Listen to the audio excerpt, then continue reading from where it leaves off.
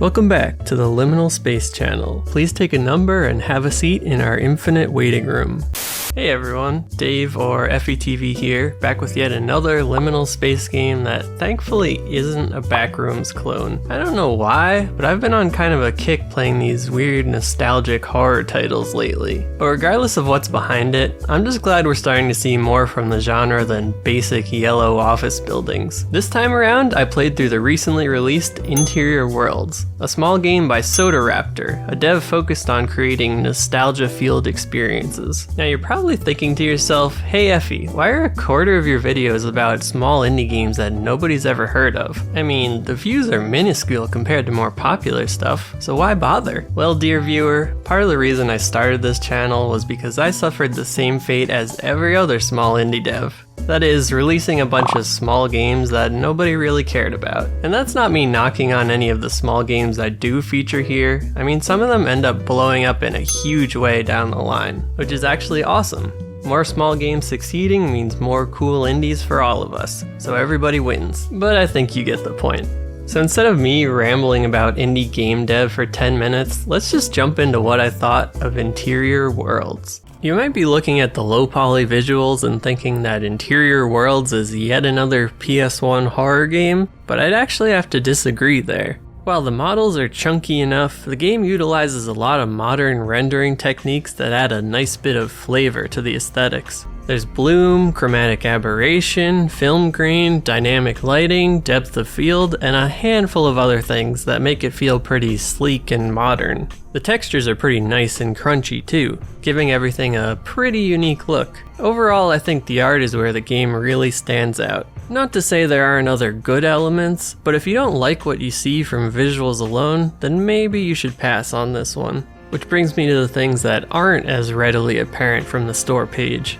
I try to devote a section of any games I cover to audio because it's obviously a huge part of any title, doubly so when we're talking about horror games. In many horror experiences, atmosphere and tension can live and breathe on audio alone.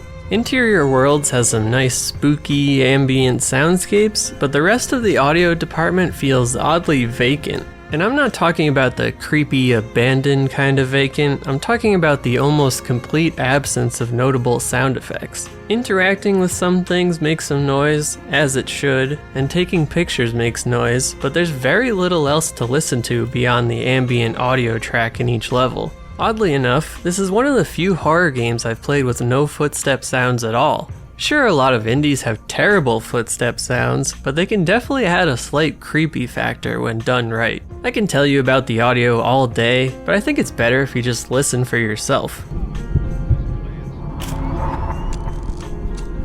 On the other hand, there are some audio tracks that are weirdly mixed and way too loud, at least on my setup. For example, the theater level rhythmically blasted my speakers when the high parts came in. Here, just listen for yourself. But enough about aesthetics and atmosphere and all that. What does the gameplay actually feel like? As mentioned, you explore a variety of liminal spaces and take photographs of certain points of interest. These points are marked with little dust clouds scattered about the map. You don't have to actually take a shot of the thing they're highlighting though. As long as the cloud is in frame, the picture will count towards completing the level. You can't move on to the next level until you photograph all the points of interest, so most of your time is spent wandering, searching, and taking some random pics if you feel inspired. There are a couple locked doors that require keys found elsewhere in each level, but beyond that there's no real puzzles or anything like that required to progress through the game. One of my main criticisms here would be the lack of any sort of puzzles or other obstacles in your path.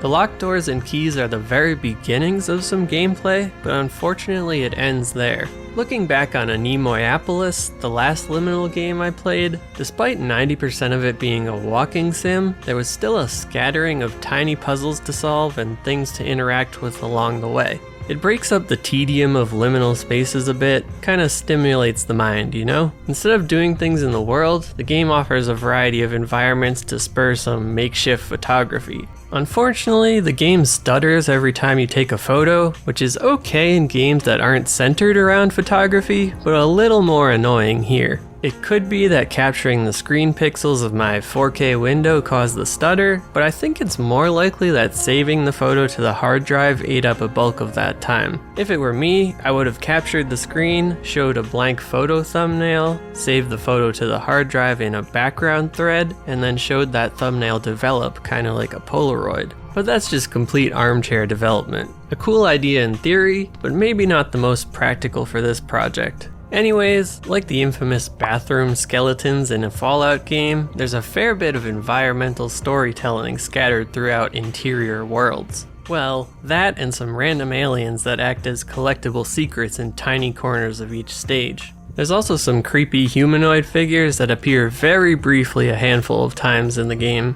You don't really learn anything about the world or these weird creatures you encounter, so it's all up to the player's imagination. On the upside, the photography elements of the game are mostly well designed. You have a couple settings to fiddle with on your camera, allowing you to make each shot feel a bit more personalized. Every picture you take gets saved to a photo album, which you can then share on the internet for everyone else to see. Sharing obviously seems to be the goal here, so here's a handful of shots I took on my way through the game's 10 or so stages. This is kinda like when one of your relatives goes on vacation and then forces you to sit down and look through the entire photo album from their trip. A little cool at first, but you quickly grow tired of it. But it just keeps going and going. How many pictures did they take? Is that the same background as the last one? Half of these aren't even in focus. You could do better, but you wouldn't take so many meaningless photos in the first place. Do they actually think these are good? Or they just want to see you squirm? The photos keep coming, but you can't look away. It would be rude to do that, wouldn't it? And the whole time they keep explaining to you how they shot this in a parking garage, or a suburban neighborhood, or a dead mall.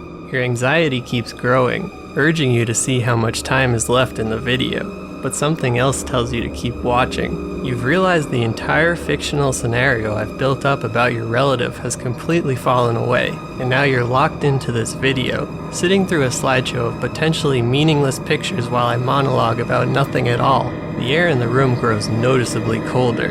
A chill begins to form in your spine. There has to be some sort of conclusion, right? It can't just be an endless stream of photographs with no purpose whatsoever. You feel almost sick to your stomach. Anything but this. Please just make it stop. You feel an overwhelming urge to close the video and never look back. And then, suddenly, it's over.